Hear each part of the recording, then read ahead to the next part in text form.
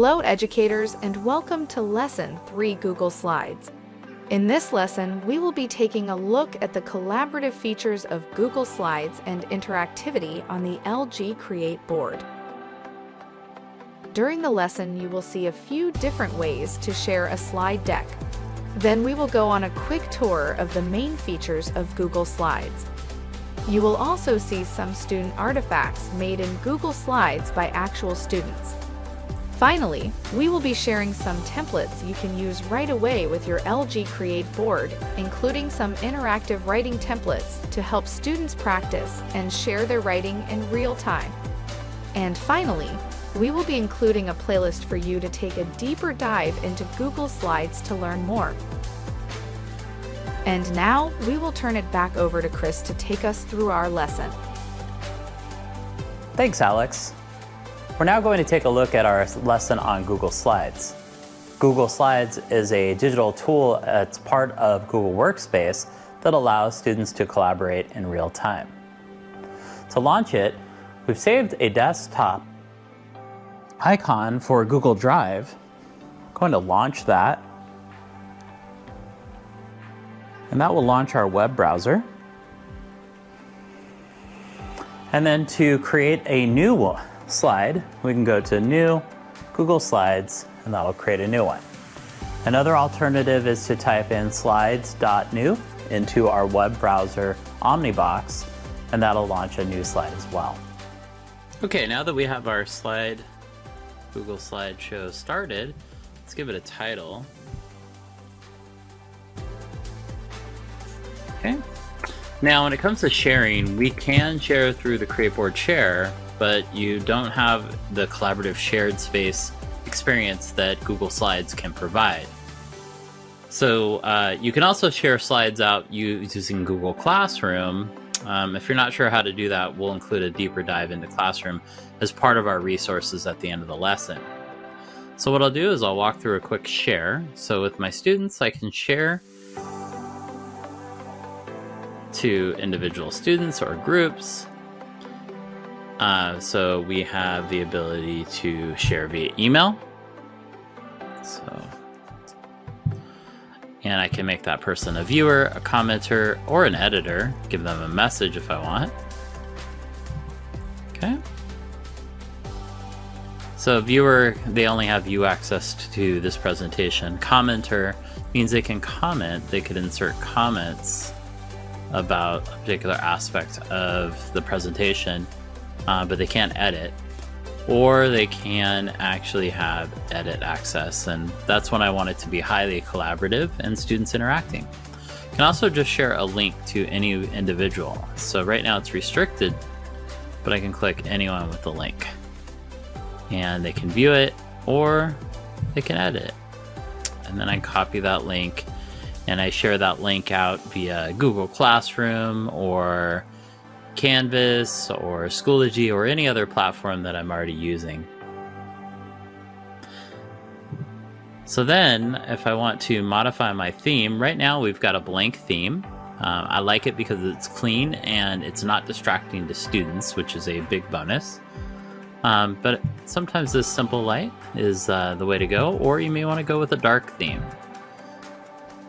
I tend to prefer to go with blank slides because students can then add the elements that they need to make the slides their own. Okay, let's take a look at some of the menu items and slides that help our students with collaboration.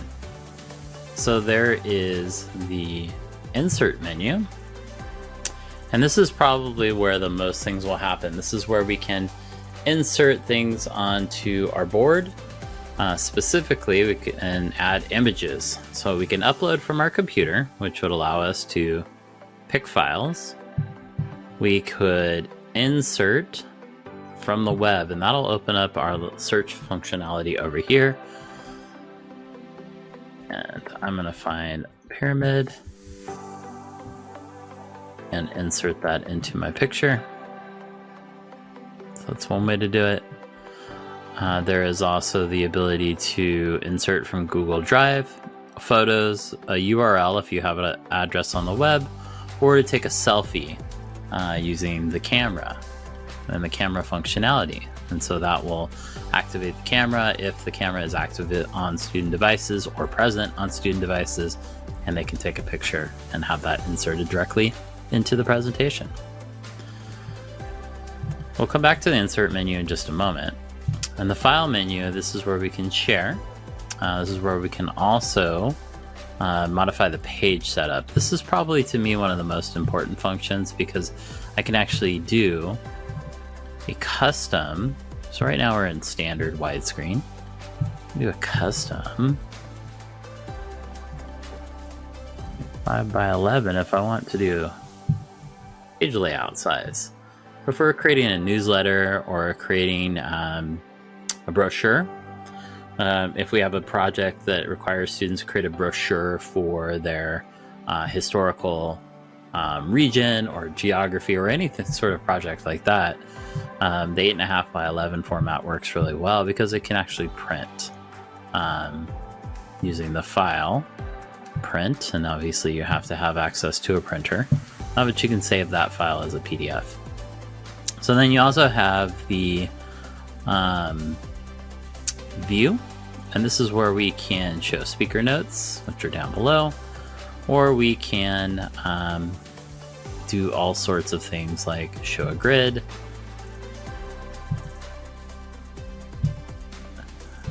we can snap to the grid, which will allow us to snap to items. We have the format menu, which allows us to format text. So we see all of the traditional things that we see in Google Docs. We have the ability to insert a new slide anywhere, slide, new slide, or duplicate, copy. I like Command C, Command V. That allows me to duplicate slides quickly if I'm creating slides for students, for enough students in my class. And I can change the background, apply a layout, perfect for a newsletter. I can also change the background to a different color on individual pages. Then on arrange, this is how we can arrange elements. I won't go too deep into this. There's some resources that we'll share with you. And then the Explore. And Explore allows you to, or helps you to, build beautiful slides. So as you're working on your presentation, it'll offer suggestions. Coming back to our insert, this is where we can insert those images as I shared before. Our text box, this is where we can add a text box and customize the font.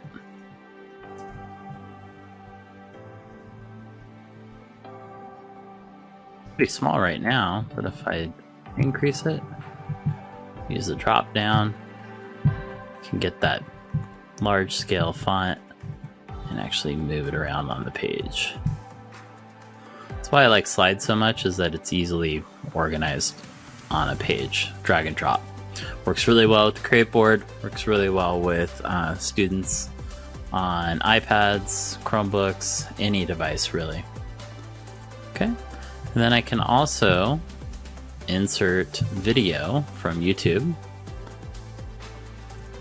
Let's find ancient Egypt.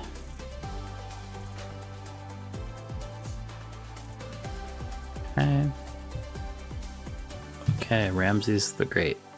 Let's insert that. It's going to insert that, and I can resize it. Okay, and I can have it play on click, automatically, or manual. So let's have it do automatically when it's playing on this page. I can also mute the audio if I wanted to. And perfect. So when I go into slideshow mode, it automatically plays. Okay. And then the other things we have is shapes. And so shapes are instrumental for creating great page layouts. So we have squares, circles, arrows. You can fill it with text. And so there's lots of great resources for Google Slides and all the things you can do with Google Slides. And we'll point to some resources that really help you. And then the other part of it is you can insert diagrams. So you have, let's go to a new page, insert diagram, and we can show relationships, which are similar to Venn diagrams. We can see all these things, and so we can just modify these. So they're kind of pre-formatted templates that allow us to modify them. So there you go. Okay, and now we'll look at a student artifact for an 8th grade English Language Arts assignment. They were reading the book Crossover by Kwame Alexander. It's a book about basketball. And with this particular project, students were able to take ownership and establish, take interest in this work. They did a really fantastic job of establishing ownership over individual slides. And so when we look at this presentation, we see that students took over their own slides and had their own slides, their own selfies, and they're able to take some ownership and then inject student voice into this process. These are great beginning types of activities to get students hooked into reading and the ability to really unpack a book and dive a little bit deeper into the hero's journey, the setting, the characters, and the conflicts or problems that are connected to that. And then one of the things that's nice is that when students are having their own individual slides, they're really able to stay focused on that individual slide, focused on building it, and they're not off moving around and doing other things. One great way that we like to use slides with the LG Create board is to change the background to a handwriting template in Google Slides. So to do that, we need to go to Slides, change background, and choose an image. In order to choose an image, you have to have an image. So let's go to a quick Google search and find blank penmanship practice paper. And I'm going to select this particular one. A nice one that's just plain penmanship. And I'm going to browse. There we go. Okay. And get rid of the title. And this allows students to then write on it. So to copy a whole bunch, Command C, Command V. And that is, put it on the text box, Command C plus V on a Mac, or Control C plus V on a PC or Chromebook. And that'll do you correctly. And then students can work on these independently on the Create board or on a tablet or on a touch device. I'll now pass it back to Alex, who has some additional resources for you to learn about Google Slides. Thanks, Chris. And as promised, here are some resources for you. First, if you would like some additional training on slides, head on over to the Google Training Center and learn more about that powerful tool. If you are more of a visual learner and would like to do a deeper dive into Google Classroom and Google Slides, we have curated a YouTube playlist for you to explore. If you're looking for slide templates, you just need a simple Google search to find thousands of them ready to go for your classroom. We hope you had fun learning about Google Slides. We will see you in the next lesson.